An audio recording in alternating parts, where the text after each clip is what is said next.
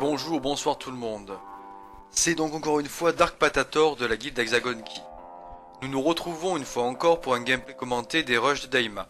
Cette fois-ci, nous allons nous concentrer sur nos amis à fourrure, j'ai nommé les Ewoks. Vous vous dites sûrement, oui, les Ewoks sont nuls, etc. Mais je tiens à vous signaler que qui c'est qui pète la gueule à la TST avec des troncs d'arbres? Ah oui, c'est les Ewoks, faut pas déconner avec les Furby, moi je vous le dis. Alors, avant de commencer, je tenais du coup à m'excuser, car vous allez avoir une présentation de la stratégie à appliquer qui va être assez longue. Mais je préfère expliquer un peu à l'avance, car je suis certain que, comme moi, vous n'êtes pas familier avec ces peluches du diable. Parlons maintenant un peu plus de la Team Ewok que nous allons utiliser. Donc nous retrouvons Shirpa en lead, et par la suite, l'éclaireur Ewok, Paplou, Logré et Wicket. Nous allons combattre contre une team CLS. Bien entendu, pour cette team, il faudra toutes les capacités Oméga. La Zeta Lead est fortement conseillée, même si sur ce gameplay là, Daima ne l'a pas utilisé. Il l'utilisera plus tard, je vous montrerai une autre vidéo dans laquelle il va l'utiliser. Mais il faut avouer que Daima est quand même très bien gear, très bien modé, comme d'habitude. Gear 12 au cas où. Alors les Ewoks sont une team bien que ridicule à prime abord, et vraiment forte et surtout avec une synergie énorme. Car ils peuvent s'invoquer les uns les autres lorsqu'ils utilisent des compétences spéciales grâce au lead de Shirpa. Et en plus ils se boostent entre eux tout le temps, dès qu'un Ewok va être invoqué par un autre, il va lui donner différents boosts de vie, d'attaque, de dégâts critiques, etc. Cela dépend des conditions requises pour avoir ces fameux petits boosts. Voilà, c'est aussi une team qui se booste énormément au niveau du turn meter, donc de la jauge de tour en français, en partie grâce au lead de Shirpa encore une fois. Je vais donc vous expliquer à présent l'ordre de priorité pour les différentes attaques et compétences spéciales selon les personnages. Commençons du coup par notre fameux lead, c'est-à-dire Shirpa. Pour Shirpa du coup, privilégiez la compétence spéciale Harmonie Tribale qui fera attaquer tous vos Ewoks en même temps, qui en plus avec le lead de Shirpa vous fera gagner un bonus de jauge de tour. Sinon, utilisez bien entendu le heal dès que vous en avez besoin. Passons maintenant à Paplou. Utilisez la compétence spéciale Galvanisation qui vous servira à dissiper tous les affaiblissements sur lui-même ainsi que sur les Ewoks qui sont à invoquer. Et pour ceux que vous allez invoquer en priorité, on vous conseille l'Ogré ou le Scout. Vous pouvez sinon utiliser la raillerie quand elle est disponible ou même n'hésitez pas à utiliser votre attaque basique qui dissipera les améliorations de l'ennemi ciblé. Pour l'Ogré, il faudra lancer en priorité le buff de prévoyance, avantage et bonus d'attaque, et par la suite la spéciale de confusion en tentant d'appliquer le debuff en priorité au DPS adverse, sachant que cette capacité permet aussi de dispel la cible principale. Passons maintenant au plus célèbre de tous les Ewoks, j'ai nommé Wicket. Vos dégâts proviendront du combo Wicket et de l'éclaireur Ewok, que je vais d'ailleurs à partir de maintenant appeler plus simplement le Scout. Si Wicket invoque le Scout, ils vont tous les deux devenir Fufu, c'est-à-dire furtif, gagner en plus du turn meter, si le Scout crit, sachant que de base Wicket donne un petit bonus de coup critique à lui-même et à la personne qui va invoquer. Sinon, autre précision, ne jamais faire l'attaque de zone si vous n'êtes pas camouflé, sinon vous allez vous faire contre-attaquer par toute la team d'en face. Sachant que là nous jouons contre une team CLS. D'ailleurs, cet AOE donnera du turn meter pour chaque critique effectué à tous vos Ewoks. Et pour finir, parlons un peu de l'éclaireur Ewok, alias le Scout. Rien de plus simple, il suffit juste de taper le plus fort possible, utiliser du coup sa spéciale dès qu'elle sera up. Alors, avant de rentrer dans le vif du sujet, c'est-à-dire le combat, je vais vous parler d'une petite erreur stratégique que Daima a pu faire, donc au tout début du combat justement. Il faut que Paplou soit le premier à jouer, ce qui en plus est facilité par son passif qui lui booste son turn meter de 25% quand il n'a pas de taunt actif. Il faut par la suite que Paplou invoque Shirpa et non pas l'Ogré comme il a pu le faire au niveau de ses combats.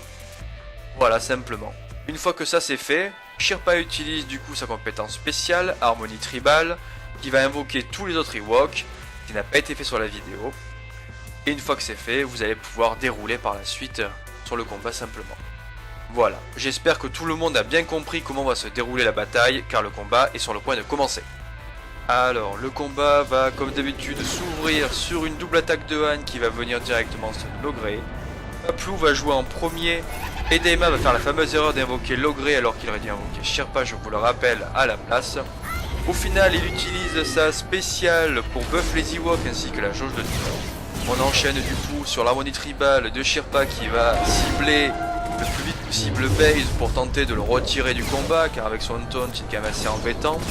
Donc là on part sur le combo Wicked plus le Scout pour mettre bien cher à ce pauvre petit base et pour le finir, parce que justement on avait du coup le petit Wicked qui était furtif.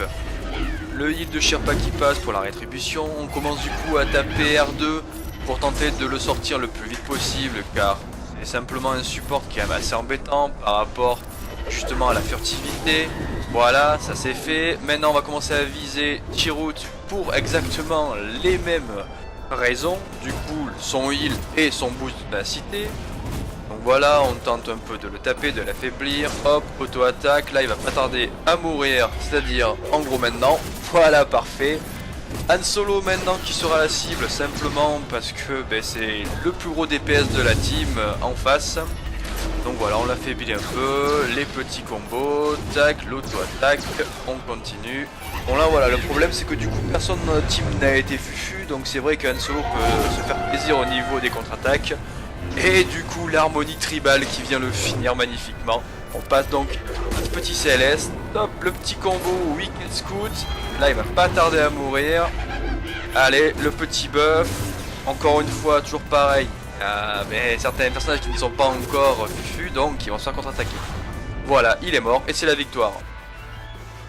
Nous allons du coup enchaîner sur une autre vidéo d'un combat de la même team Ewok, contre cette fois-ci, comme vous pouvez le voir, une team Jedi Training Grey. Je vous montre cette vidéo car entre les deux, Rush Daima a débloqué la capacité des états sur le lit de Sherpa. La manière de jouer restera la même, mais vous aurez un gros bonus car la Zeta débloque la possibilité de pouvoir invoquer un allié Ewok aléatoire à l'utilisation d'une compétence spéciale à hauteur de 60%. Ce qui est quand même, il faut l'avouer, un énorme bonus. Alors la team Jedi Training Grey risque d'être un peu plus longue à éliminer car elle a pas mal de prévoyance et autres petits buffs. Mais bon, déjà là on voit qu'on a quand même assez bien avancé, on a déjà tué Rex et du coup le petit Han Solo. Voilà, là on va s'attaquer à Rey car simplement c'est la seule vraie DPS de l'équipe restante. On commence un peu à l'attaquer tranquillement à base d'auto-attaque. Hop, elle contre-attaque un peu.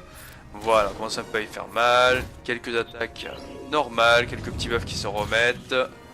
Voilà, le petit combo Wicked et le Scout qu'on voulait voir. On commence à faire quand même quelques bons petits dommages. L'harmonie tribale qui vient la finir.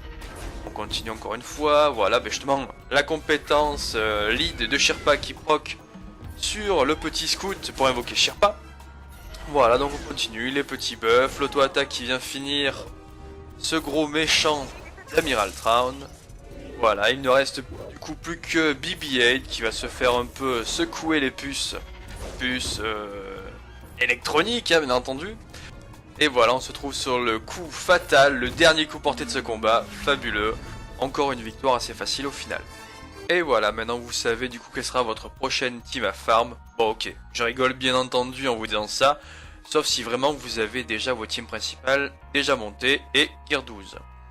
Donc comme vous le voyez, au final, ce jeu regorge de petites équipes, de petites teams comme celle-ci qui ont une synergie vraiment impressionnante et surtout qui peuvent être intéressantes dans des événements comme les guerres de territoire où justement le but est de venir éliminer les plus grosses équipes adverses sans avoir à utiliser vos plus grosses teams qui vous serviront justement par la suite à aller détruire les squads adverses les plus importantes.